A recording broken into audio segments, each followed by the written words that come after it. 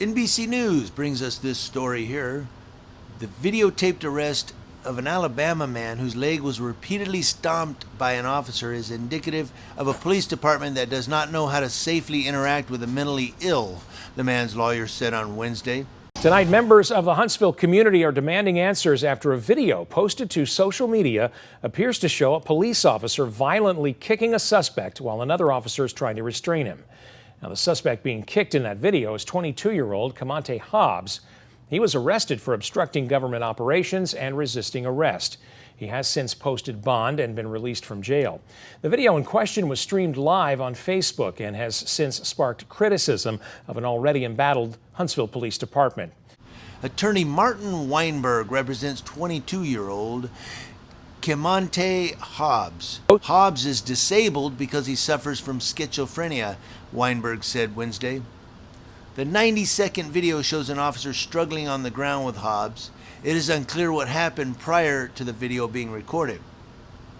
Two other officers then arrived to assist with the arrest. One of those officers then stomps on Hobbs' right leg 5 times while yelling, "Stop, stop resisting, stop resisting, stop resisting, stop." In the video, an officer trying to restrain Hobbs on the floor of a convenience store. A few other officers run over to help, and one forcefully stomps on Hobbs' leg 5 times while yelling, "Stop resisting." Hobbs was previously arrested last year, also for obstructing government operations.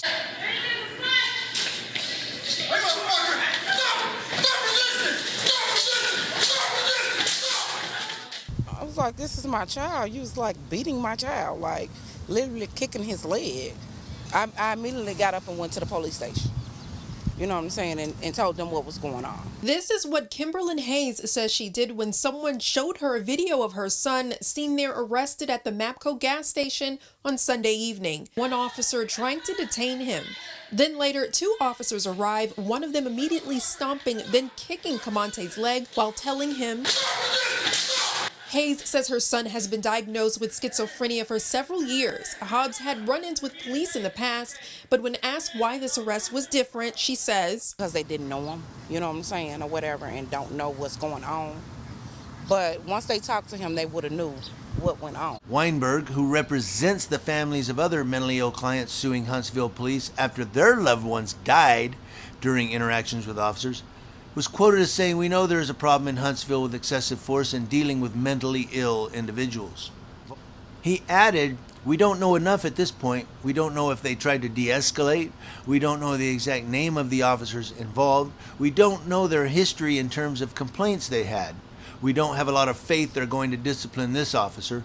We're waiting to see. We're asking they deal swiftly and fairly."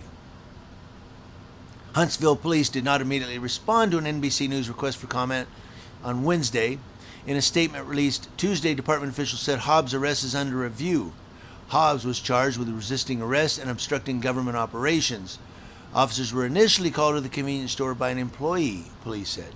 The statement said after an officer arrived on scene and made contact with the suspect, the individual was non-compliant. The officer called for backup. An altercation with police subsequently occurred. The statement went on, "We have reviewed citizen-provided video that partially captures the arrest process. We understand concerns with use of force techniques used in the arrest, and we take these concerns seriously.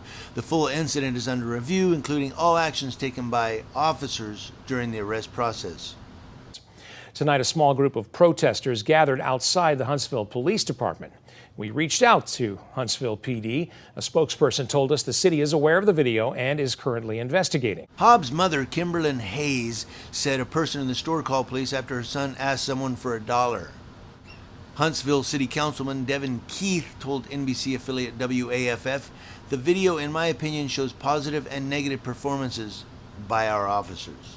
Devin Keith said a controlled response by a number of our officers that successfully leads to supporting a fellow officer in detaining a suspect. Then, actions that don't seem to aid in the detention but rather inflict harm and potentially escalate it, in my opinion. I've sent it to the department for immediate review and will follow up personally with the Huntsville Police Department leadership. Meantime, City Council member Devin Keith also commented on the video, writing in part, quote, "How do 3 other officers find it better to restrain rather than stomp? And if this is a situation where the officer on top was truly losing control, deploy the taser and then move on. This is reckless use of force by this officer, in my opinion. Huntsville is still rolling from last month's murder conviction of Officer William Darby. Darby killed Jeffrey Parker in a 2018 shooting. Weinberg represents Parker's family in a federal wrongful death lawsuit. And Huntsville's mayor and police chief have publicly defended Darby. Of course they have. Despite the murder conviction, Darby is on leave and stripped of authority, but still on the force. He will face a disciplinary hearing that could lead to his termination. Could lead? Weinberg said Hobbs had been medically evaluated, and while he's bruised, he did not break any bones. He said Hobbs didn't have a weapon, and in the context of what was seen on the video, it appears to show excessive force. The city told us we could expect answers to some of our questions in the coming days.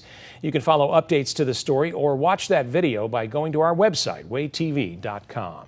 So remember, Huntsville police was the one where the suicidal man, Jeffrey Parker, had a gun, and remember, they were trying to talk him down, and then Darby came in like Wyatt Earp and just blasted him with a shotgun, that one, and then he was convicted.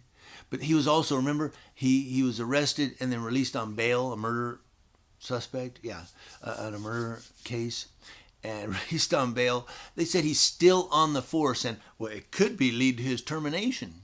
He was convicted of murder. What do you mean could lead? Was he going to be a cop in the jail? Hey guys, we got a trustee here. He's a cop. Give him his badge. You know, it just perplexes me.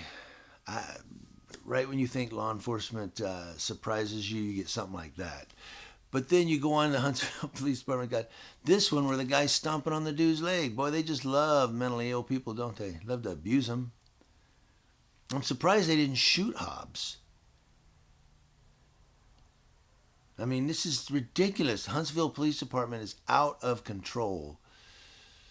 I think it's time for the U.S. Attorney General to get involved. What do you guys think? Yeah, the U.S. Attorney General. Well, I don't know how good that'll work. I don't know. You guys let me know how you feel about this story in the comment section below. Community Leo Watch, watching Leos. That's law enforcement officers, to include those in corrupt departments like Huntsville, Alabama, and from coast to coast.